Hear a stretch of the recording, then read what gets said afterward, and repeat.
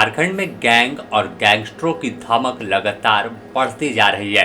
कई गैंग झारखंड में एक्टिव है, लेकिन अब बमबीहा गैंग की नज़र सीधे तौर पर झारखंड पर है, जिससे सवाल खड़ा होने लगा कि क्या झारखंड गैंगस्टरों के लिए पनाहगाह बन गया। आखिर क्यों तमाम बड़े गैंग अब झारखंड की ओर रुख कर रहे हैं। अब तक बमबीहा गैंग पंजाब, हरियाणा और दिल्ली इलाके में सक्रिय दिखा था, लेकिन अब सोशल मीडिया पर पोस्ट कर सीधे तौर पर यह चेतावनी दे रहा है कि झारखंड में गैंग पूरी तरह से एक्टिव होगा। यानी कहानी साफ है कि अब जिस तरह से तमाम गैंगस्टर झारखंड में वारदात को अंजाम दे रहे थे, गोलीबारी कर रहे थे, इस बीच पुलिस की कार्रवाई भी हुई, लेकिन इसके बावजूद अब बमबीहा गैंग सीधे तौर पर झारखंड में एंट्री लेने वाला है और सोशल मीडिया पर एक के बाद एक कई पोस्ट किए गए हैं। बमबीहा इंडिया के फेसबुक पेज पर यह तस्वीर डाली गई है जिसमें AK-47 की हथियारों की नुमाइश की जा रही है। इसके अलावा पिस्टल है और कई हथियार है जिस पर लाल बादशाह गैंग और बमबीहा लिखा गया है।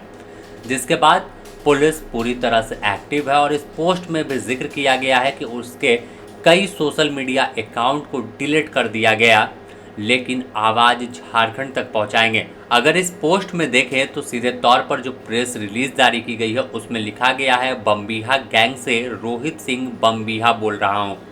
काफ़ी समय से सोशल मीडिया प्लेटफॉर्म पर एक्टिव नहीं था क्योंकि बार बार अकाउंट सस्पेंड किया जा रहा है। यानी जिस तरह से पुलिस की दबिश शुरू हुई है, झारखंड में जो तमाम गैंग एक्टिव हो रहे हैं उन पर कार्रवाई कर रही है, तो यह गैंग खुद बता रहा है कि इसका अकाउंट सस्पेंड कराया जा रहा है। लेकिन आखिरी में जब आप देखेंगे तो सीधे तौर पर यह लिखता है कि आगे जवाब शब्दों से नहीं, काम और एकता से दिया जाएगा। सारा सिस्टम लाल गैंग के पास भिजवा दिए।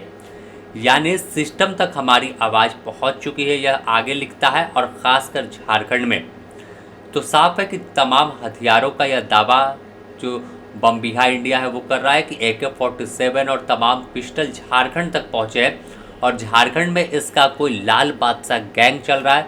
लाल बादशाह के नाम से भी कई पोस्ट बीते दिनों सोशल मीडिया पर आए थे, तो चर्चा शुरू हुई थी कि आखिर यह लाल बादशाह गैंग कौन है।